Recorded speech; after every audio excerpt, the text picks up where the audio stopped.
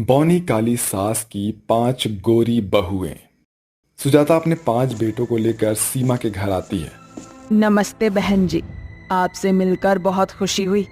ये मेरे 5 बेटे हैं और इन्हीं का रिश्ता लेकर मैं आपके पास आई हूँ।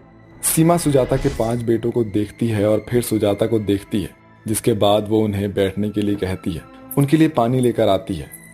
बहन जी, ये लीजिए, पानी पीजिए। दरअसल मुझे आपसे कुछ बात करनी थी।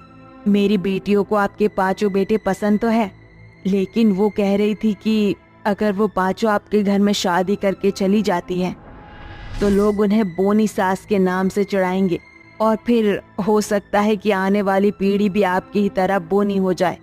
ये सब फिर उनके बच्चों को सहन करना पड़ेगा, जो उन्हें अच्छा नहीं लगेगा। ये सुनते ही सुजाता के 5 बेटों को बहुत तेज गुस्सा आता है, लेकिन सुजाता उन्हें इशारे से चुप करा देती है। कोई बात नहीं बहन जी, आपको और कोई लड़के मिल जाएंगे। सुजाता ऐसा कहकर अपने बेटों के साथ वापस घर आ जाती है, जिसके बाद उसके 5 बेटे उससे कहते हैं, माँ, अगर इस तरह आपको हमारी शादी करनी है तो हम शादी नहीं करेंगे। आप खुद सोचो कि लोगों की सोच कितनी गंदी है, वो भी आपको लेकर। फिर ऐसी लड़कियों से हम शादी क्यों करें जिन्हें हमारी माँ की छोटी हाइट से परेशानी हो। देखो माँ, अगर आप इस घर में बहू लेकर आना चाहती हैं तो वो संस्कारी और समझदार होनी चाहिए। माँ, आपने हमसे कभी कुछ नहीं मांगा सिवाय हमारी शादी के, लेकिन हम ऐसी लड़कियों से शादी कभी नहीं करेंगे जिन्हें हमारी माँ का सम्मान करना नहीं आता हो। माँ, आप हमारे लिए रिश्ते मत ढूंढिए। हम हमेशा आपके साथ ऐसे ही रहेंगे जिंदगी भर और आपकी सेवा करेंगे। कभी आपको बहू की जरूरत नहीं पड़ेगी। अपने बेटों की ऐसी बातें सुनकर सुजाता की आंखों में आंसू आ जाते हैं, जिसके बाद वो उन 5 को गले से लगा लेती है। देखते ही देखते कुछ दिन बीत जाते हैं। एक दिन सुजाता के 5 बेटे एक पार्क के पास से गुजर रहे होते हैं। तभी वहां से 5 लड़कियां वॉकिंग करके जा रही होती है। देखो देखो, वो 5 लड़के कितने हॉट और हैंडसम है। हाँ यार, तूने बिल्कुल सही कहा। काश ऐसे लड़के हमारे पति बन जाते। मुझे तो इनकी हाइट और इनके चलने का स्टाइल बहुत अच्छा लग रहा है। हाँ हाँ, लेकिन मैं इन्हें पहचान रही हूँ। ये वही है ना जिनका रिश्ता इनकी माँ हमारे घर पर लेकर आई थी। अरे तुम भूल कैसे सकते हो? हमारी माँ ने हमें बिना बताए इनका रिश्ता रिजेक्ट कर दिया था। मुझे याद है, वो 5 भी तो आए थे, लेकिन जब इतने अच्छे लड़के थे तो माँ ने हमारा रिश्ता कैंसिल क्यों कर दिया? हमें माँ से ये सब पूछना चाहिए। काजोल की बात सुनकर उसकी 4 बहनें उसकी बात पर सहमत होती हैं। वो 5 वापस अपने घर लौटने के बाद अपनी माँ से इस सवाल को पूछते हैं, जिसका जवाब सीमा उनसे कहती है। बेटी, तू तो जानती हो कि मैं नहीं चाहती तुम्हें किसी भी बात की कोई तकलीफ हो। देखो, दरअसल बात ये है कि इन 5 लड़कों की माँ बहुत बोनी है और उन 5 लड़कों की लंबाई उनके पिता पर गई है। मैं नहीं चाहती कि कोई तुम्हें तुम्हारी सास के चलते चिढ़ाए या तुम्हारा अपमान करे। लेकिन माँ, हमसे एक बात पूछ तो लेते आप। हमारी सोच बिल्कुल भी ऐसी नहीं है। और फिर कोई किसी के लिए कुछ भी कहे, उससे अच्छा है कि इंसान अच्छा होना चाहिए। उन लड़कों का रिश्ता आपने मना कर दिया, लेकिन सोचो, उनकी माँ इतनी अच्छी है और वो लड़के खुद भी कितने अच्छे हैं। उस घर में जाकर हम 5 कितनी खुशी से रहेंगी। मुझे माफ करना मेरी प्यारी बेटियों, मैंने इसके बारे में एक बार भी नहीं सोचा, लेकिन मुझे अपनी गलती का पछतावा है। मैं आज ही सुजाता बहन के घर जाऊंगी और तुम्हारे लिए रिश्ता मांगूंगी। ऐसा कहकर सीमा शगुन की थालियां तैयार करती है और उन्हें लेकर सुजाता के घर पहुंच जाती है, जहां वो सुजाता से तहजीब से माफी मांगती है और उससे रिश्ते की मांग करती है। मेरी तुमसे हाथ जोड़कर विनती है बहन, मेरी 5 बेटियों को स्वीकारो और रिश्ते की बात को आगे बढ़ाओ। सुजाता रिश्ते के लिए बिल्कुल तैयार हो जाती है, जिसके बाद वो अपने 5 बेटों की शादी उन 5 लड़कियों से करवा देती है। सुजाता अपनी 5 बहुओं का गृह प्रवेश करती है, जहां उसकी 5 बहुएं घर में आती है और सबके साथ घुल मिल जाती हैं। लेकिन वहीं दूसरी तरफ सुजाता के घर पर आए हुए कुछ मेहमान सुजाता की इतनी अच्छी बहुओं को देखकर आपस में एक दूसरे से चुगलियां करना शुरू कर देते हैं। बाप रे बाप, इस सुजाता की तो लॉटरी लग गई। देखो ना, कितनी अच्छी बहू मिली है इस बोनी औरत को। इतनी अच्छी बहू कैसे मिल सकती है? मुझे तो लगता है इन 5 लड़कियों में ही बिल्कुल भी दिमाग नहीं।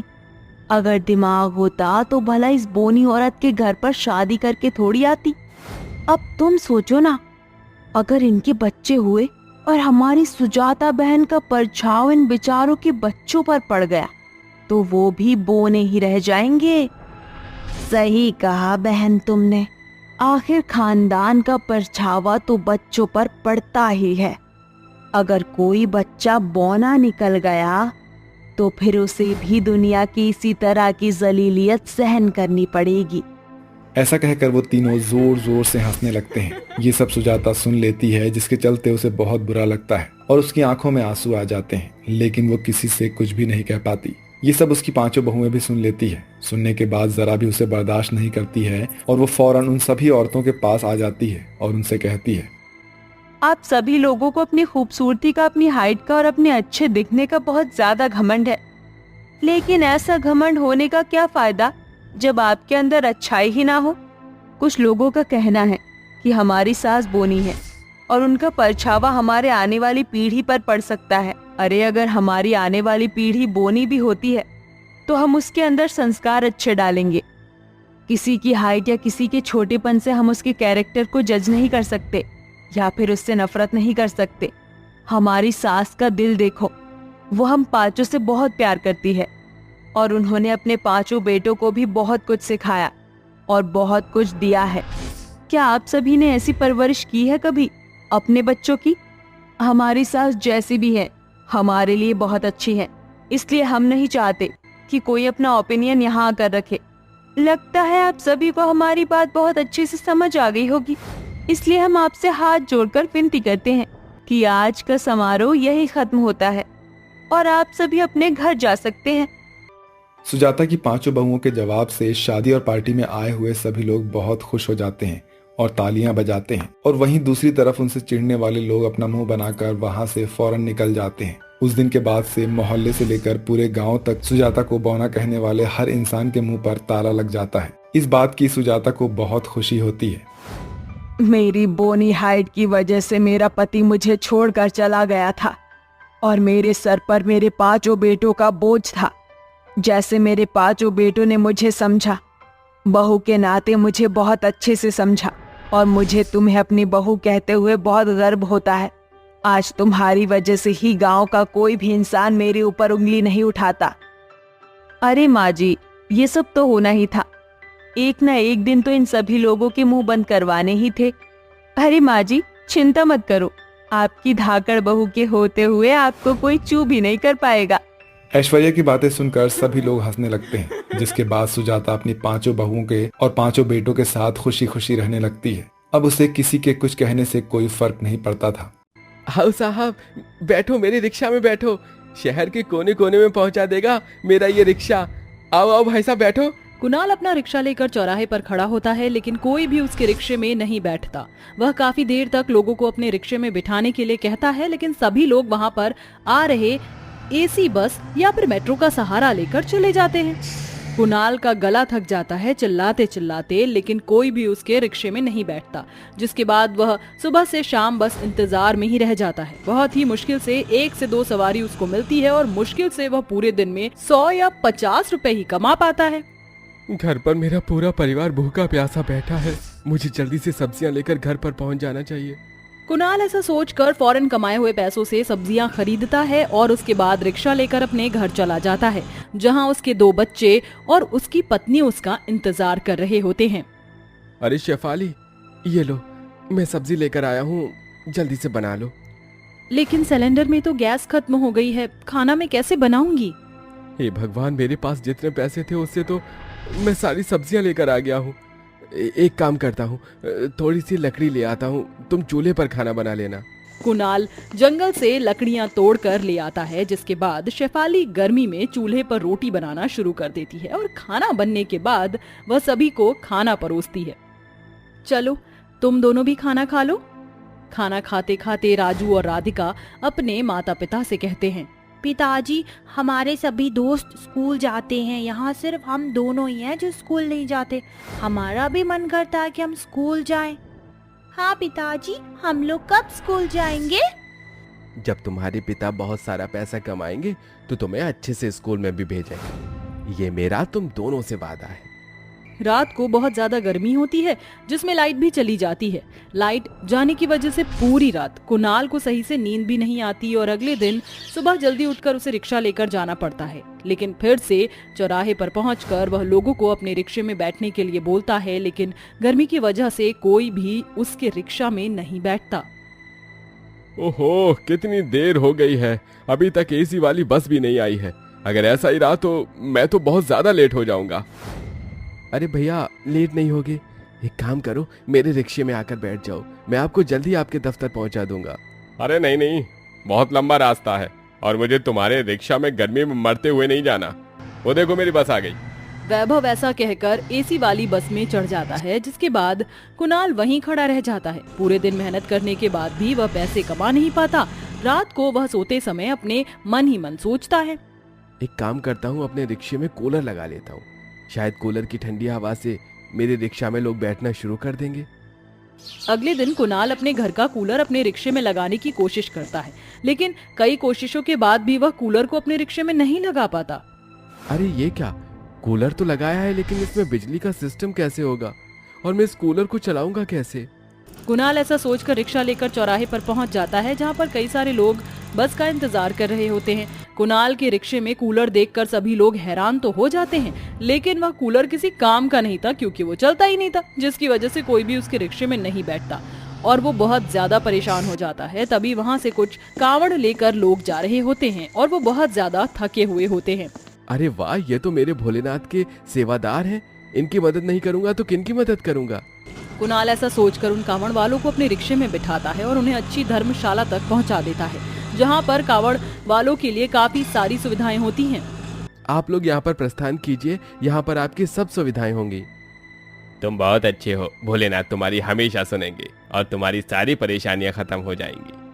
सभी कावड़ वाले कुणाल को ढेर सारा आशीर्वाद देते हैं, जिसके बाद कुणाल हर रोज कावड़ ले जाने वाले लोगों की मदद करता, जिसके चलते उसे बहुत खुशी मिलती। लेकिन फिर भी उसकी किस्मत पर ताला लगा हुआ था और वो बहुत ज्यादा दुखी था। एक दिन जब वह खाली हाथ घर लौटता है तो उसके दोनों बच्चे बीमार होते हैं और उसकी पत्नी उससे कहती है, रोजाना आप रिक्शा लेकर जाते हो लेकिन एक भी रुपए नहीं कमाते हो, ऊपर से आप कावड़ वाले लोगों की मदद भी करते हो और दिन भर मेहनत करते हो, लेकिन फिर भी भोलेनाथ आपकी एक नहीं सुन रहे, तो फिर क्या फायदा लोगों की मदद करने का? ये देखो, 2 दिन से खाना ना खाने की वजह से तुम्हारे दोनों बच्चे कितने बीमार पड़ गए हैं।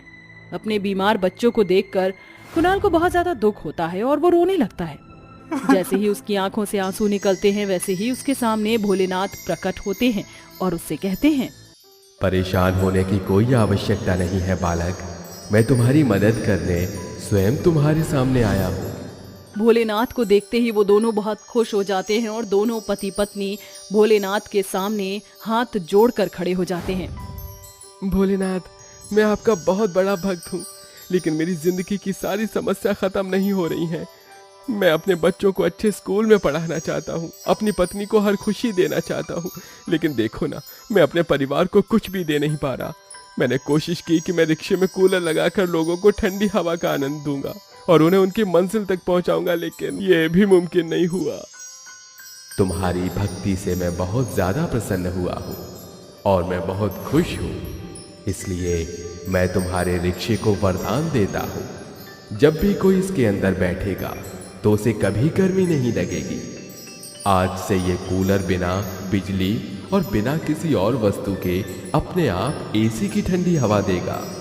भोलेनाथ ऐसा कहकर कुणाल को आशीर्वाद देते हैं और वहां से चले जाते हैं, जिसके बाद जैसे ही कुणाल उस रिक्शा में बैठता है, उसके कूलर रिक्शे के अंदर से एसी जैसी ठंडी ठंडी हवा निकलने लगती है। अरे वाह, ये तो बिना ही बिजली से चल रहा है। इसका मतलब अब मेरा ये रिक्शा जादुई कूलर रिक्शा बन गया है। अब तो हर कोई मेरे रिक्शे में जरूर बैठेगा। अगले दिन जब कुणाल फिर से अपना जादुई कूलर रिक्शा लेकर निकालता है तो लोग अपने आप उसके कूलर रिक्शा की तरफ आकर्षित होने लगते हैं, जिसके बाद कुणाल के रिक्शे में बैठने के लिए लोगों की लंबी लाइन लग जाती है। वो एक एक बार में 6 लोगों को अपने रिक्शे में बिठाता और उन्हें उनकी मंजिल तक पहुंचा देता है। अरे वाह, तुम्हारा रिक्शा तो इतना ठंडा है कि इतनी गर्मी में निकलने का मन ही नहीं करता, और तुमने बहुत जल्दी ही मुझे आज ऑफिस भी पहुंचा दिया। तुम्हारा बहुत शुक्रिया। ये तो मेरा फर्ज था। चलिए मैं औरों को उनकी मंजिल तक पहुंचा दूं। कुणाल अपना रिक्शा लेकर वहां से जा ही रहा होता है कि तभी वहां पर उसे फिर से कुछ कांवड़ ले जाते हुए लोग दिखाई पड़ते हैं और वो फिर से उन्हें फ्री सेवा के लिए अपने रिक्शा में बिठा लेता है और उन्हें किसी अच्छी जगह पहुंचा देता है जहां पर उनके रहने और उनके खाने पीने की सुख सुविधाएं उन्हें मिल सके। इस प्रकार वह कई सारे लोगों की मदद करता है और अब वह अच्छा खासा कमाने लगता है, जिसके चलते वो अपने दोनों बच्चों को स्कूल में डाल देता है। एक एक करके उसकी सभी परेशानियां भी खत्म हो जाती हैं। आज मेरे जादुई कूलर की वजह से मेरी सारी परेशानियां खत्म हो गई और ये सब मेरे भोलेनाथ की वजह से हुआ है। ये देखो शेफाली, मैं तुम्हारे लिए क्या लेकर आया हूँ। तुम्हारी सारी साड़ियाँ फट गई हैं और ये 4 साड़ियाँ तुम्हारे लिए नहीं लेकर आया हूँ। बताओ बताओ कैसी है? ये तो बहुत प्यारी है जी, लेकिन अचानक से इतनी साड़ी लेने की क्या जरूरत थी? अरे अब तुम देखती जाओ, मैं एक एक करके अपने सारे सपने पूरे कर लूंगा और तुम्हें वो जिंदगी दूंगा जो मैं कई साल से देना चाहता हूँ। कुणाल अपना जादुई रिक्शा चला चला कर अपने परिवार का बहुत अच्छे से गुजारा करता है और उनके साथ खुशी खुशी रहने लगता है।